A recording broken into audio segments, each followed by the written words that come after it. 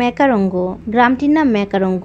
ওই গ্রামে একটি বোর্ডিং মাদ্রাসা ছিল, সেখানে পড়াশোনা করত অনেক ছাত্রছাত্রী। ওই গ্রামে রত্না নামে একটি মেয়ে ছিল। কি এমন পাপ করেছিল মেয়েটি যার জন্য তাকে এত বড় শাস্তি পেতে হলো?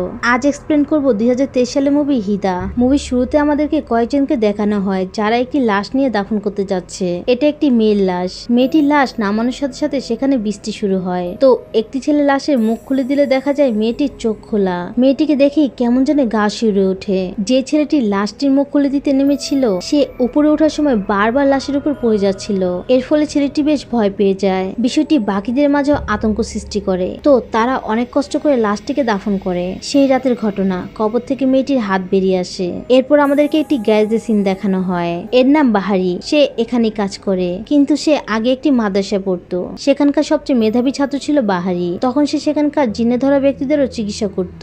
এই ছেলেটির নাম হচ্ছে হাসান। হাসান বাহারিদের গ্রামেই থাকে। হাসান জানায় তোমাকে গ্রামে অনেক প্রয়োজন, আমি তোমাকে নিতে এসেছি। বাহারি জানতে চায় গ্রামে হয়েছে কি। হাসান বলে রত্নার কথা মনে আছে? রত্না গ্রামে ফিরে এসেছে, তার অবস্থা এখন খুবই খারাপ। রত্নাকে কোনো খারাপ জিন বশ করেছে। এখানে আমরা জানতে পারি বাহারি রত্নাকে অনেক পছন্দ করত।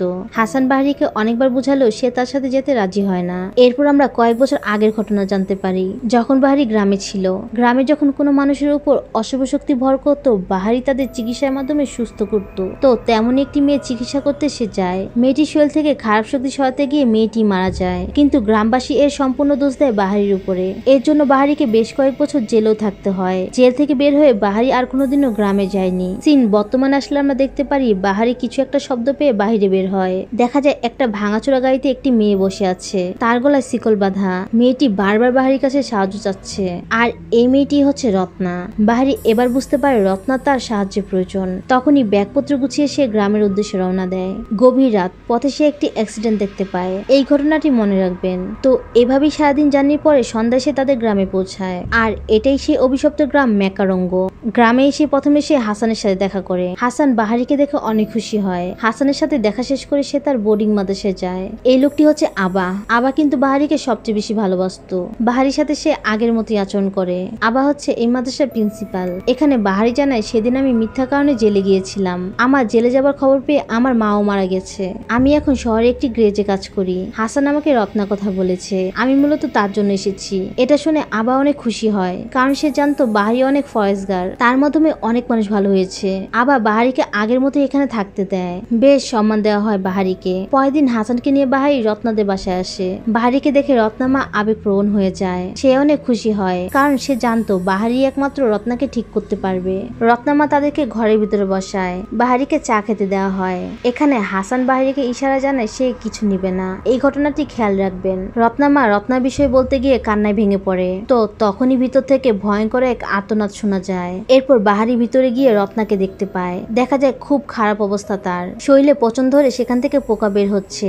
এসব দেখে বাহারি বাহিরে বের হয়ে আসে। বাহারি হাসানকে জানায় আমি কোনো চিকিৎসা করতে পারবো না, তার অবস্থা খুবই ভয়ঙ্কর। তবে হাসান এখানে বাহারিকে সাহস যোগায়, সে চাইলেই পারবে। কিন্তু বাহারির একই কথা, সে পারবে না। এরপর হাসান সেখান থেকে চলে যায়। রত্নার মা বাহারির কাছে এসে অনেক আকুতি মিনতি করে, যেভাবেই হোক সেই জন্য অন্তত একবার চেষ্টা করে। এরপর বাহারি রত্নার কাছে যায়। বাহারি রত্নার হাত ধরে বুঝতে পারে তার হাতে কোনো মাংস নেই, তাকে খারাপ কিছু বশ করেছে। তখন রত্নামাকে বাহারি এক বাটি গরম পানি আনতে পাঠায়। ওই সময় বাহারি তার চিকিৎসা শুরু করে। এরপর একের পর এক সূরা পাঠ করে। তখন ঘরের পরিস্থিতি যেন পাল্টে যায়। আর সূরা শুনেই রত্না কেমন যেন ছটফট করে। এভাবে দীর্ঘ সময় সূরা পাঠ করার পর রত্না যেন শান্ত হয়ে যায়। ওই সময় ঘরের বাতিগুলো নিভে যায় আর বাহিরে মুষলধারে বৃষ্টি হতে থাকে। তখন পাশের রুমে বাহারি আলো আনতে যায়। রত্নার মাও অনুভব করে সে শান্ত হয়ে গিয়েছে। কিন্তু বাহারি এবং রত্না মা যখন আলো নিয়ে রুমে আসে সেখানে তো রত্না ছিল না। কিন্তু এটা কিভাবে সম্ভব? রত্না মা জানায় রত্না তো বিছানা থেকে উঠতে পারে না, তাহলে সে কোথায় যাবে? এবার তারা দুজনই সম্পূর্ণ বাড়ি খুঁজতে থাকে। বাহারি বুঝতে পারে রত্না তার আশেপাশেই রয়েছে।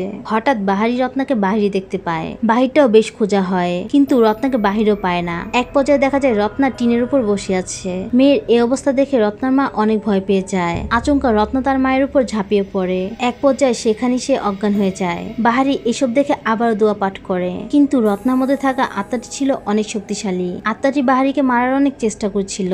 এবার বাহারি এক ধ্যানে দোয়া পাঠ করতে শুরু করে। সূরা শুনে ধীরে ধীরে আত্মাটি রত্নাকে ছেড়ে দেয়, কিন্তু এখানে আমরা দেখতে পাই রত্না মারা গেছে। রত্নার মা অনেক কষ্ট পেল, তার মেয়ের জন্য সে খুশি হয়, কারণ এতদিন এই আত্মাটি তার মেয়েকে অনেক কষ্ট দিয়েছে। তাছাড়া রত্না বেঁচে গেলেও গ্রামবাসী তাকে শান্তিতে গ্রামে থাকতে দিত না। মুভির শুরুতে আমাদেরকে যে কবরটি দেখানো হয়েছিল সেটা রত্নার কবর ছিল। রত্নাকে কবর দিতে গ্রামের কেউই আসে না। বাহারি হাসানকে এবং মাদ্রাসার কিছু ছাত্রকে নিয়ে রত্নাকে কবর দিতে যায়, কিন্তু পথে বোরহান এবং তার সাথীরা মিলে বাহারিকে আটকায়। বোরহান বলে, আমরা এই নর্তকীকে আমাদের কবরস্থানে কবর দিতে দিব না, সে একজন দেহরক্ষী। কিন্তু বাহারি তাদের কোনো কথাই শুনে না। খুবই এলোমেলো ভাবে রত্নাকে দাফন করা হয়। মনে হচ্ছে কবরে ঠাঁই পেতে চাচ্ছেন না রত্নার দেহ, হয়তো তার পাপের বোঝাটা বেশ ভারী। রাতে ওই গ্রামের এক দম্পতিকে দেখানো হয়। মেয়েটি প্রেগনেন্ট। সে প্রায় সময় তার হাজবেন্ডের কাছে নানা ধরনের বায়না করে। সে এই রাতের বেলায় নাকি কাঁচা আম খাবে। বইয়ের ইচ্ছা পূরণের জন্য সে বাগানে আম পাড়তে যায়। ওইদিকে মেয়েটিও কুয়ো থেকে পানি আনতে যায়, কিন্তু বালতি উপর আনতে দেখা যায় সেখানে বিশাল এক সাপ। সে ভয় পেয়ে নিচে পড়ে যায়। সাপটি মেয়েটির অনেক কাছে আসে, কিন্তু সাপটি তাকে কামড় দেয় না। আমরা জানি জিন বেশিরভাগ সময় সাপের রূপ ধরতে পছন্দ করে। মেয়েটি ভয় পেয়ে উঠতে যাবে, তখন তার পিছনে রত্নাকে দেখা যায়। কি ভয়ঙ্কর সেই চেহারা। এরপর সে সেখানে অজ্ঞান হয়ে যায়। অপরদিকে আমাদেরকে রত্নার কবর দেখানো হয়। লাশটি অর্ধেক উপরে উঠে আছে। তো পরদিন সকালে ওই দম্পতির বাড়ি দেখানো হয়। হাবিবকে কান্না করতে দেখে দানাং এসে জিজ্ঞাসা করে, কি হয়েছে, কান্না কেন করছো? হাবিব জানায়, গত রাতে আমার স্ত্রীর পেট থেকে মৃত বাচ্চা জন্ম নিয়েছে। এই সুযোগে দানাং বলে, এসব বাহারির জন্য হয়েছে। সে এই গ্রামে আসার পর থেকে এসব ভূতের কাজগুলো হচ্ছে। অপরদিকে বাহারি হাসানের কাছে আসে। হাসানের কাছে সে জানতে চায় সে এই গ্রামে না থাকা অবস্থায় কি ঘটেছিল। হাসান এবার সকল কথা বলে। তুমি যখন এই গ্রাম থেকে চলে গিয়েছিলে, রত্নাও মাদ্রাসা ছেড়ে দেয়, কারণ তার বাবার অনেক ঋণ হয়ে গিয়েছিল। অভাব অনটনে মরিয়া হয়ে তার বাবা আত্মহত্যা করে। এরপর রত্না শহরে কোথাও চলে যায়। তারপর থেকে রত্না প্রচুর টাকা গ্রামে পাঠাতে শুরু করে। এক পর্যায়ে সে সবার ঋণ দিয়ে দেয়। এখন বাহারিরও সন্দেহ হয় বোরহান যেটা বলেছে সেটাই কি তাহলে সত্যি। এটা জানার জন্য তারা বোরহানের বাড়ি যায়। এখানে বোরহান জানায় রত্না শহরে একটি নাইট ক্লাবে কাজ করত, সেখানে আমিও চাকরি করতাম। রত্না সেখানে অবৈধ কাজ করত। তার উপার্জনের উৎস ছিল তার দেহ। এবার বাহারি বুঝতে পারে রত্না পাপ কাজ করেছে, হয়তো এর জন্যই রত্না তার পাপের শাস্তি পেয়েছে। রাতে বোরহান জানায় হাবিবের বাচ্চা মারা গিয়েছে। বোরহানের ওয়াইফ ছিল একজন ডাক্তার। সে ভিতরে যেতেই বাহির থেকে এক মহিলার ডাক বোরহান শুনতে পায়। ঠিক দুইবার সে বোরহানকে ডাক দেয়। বোরহান বাহিরে দেখতে গেলে সেখানে সে কাউকে পায় না। এভাবে হাঁটতে হাঁটতে বাড়ির পিছনের জঙ্গলে সে চলে যায়। হঠাৎ বোরহান তার সামনে রত্নাকে দেখতে পায়। রত্নাকে দেখে বোরহান সেখান থেকে চিৎকার করে বাড়িতে চলে যায়। সে ভয় পেয়ে রুমে বসেছিল। তার ওয়াইফ তার কাছে আসে। অন্যদিকে দেখা যায় তার ওয়াইফ তো রান্নাঘরে। তাহলে বোরহানের সাথে কে? দেখা যায় এটা আর কেউ না, রত্না। বোরহানের চিৎকার কিছুতেই যেন ঘরের বাইরে যাচ্ছে না। বোরহানের ওয়াইফ রুমে এসে দেখে সে আত্মহত্যা করেছে। সেই রাতেই দানাং জঙ্গল দিয়ে আসছিল।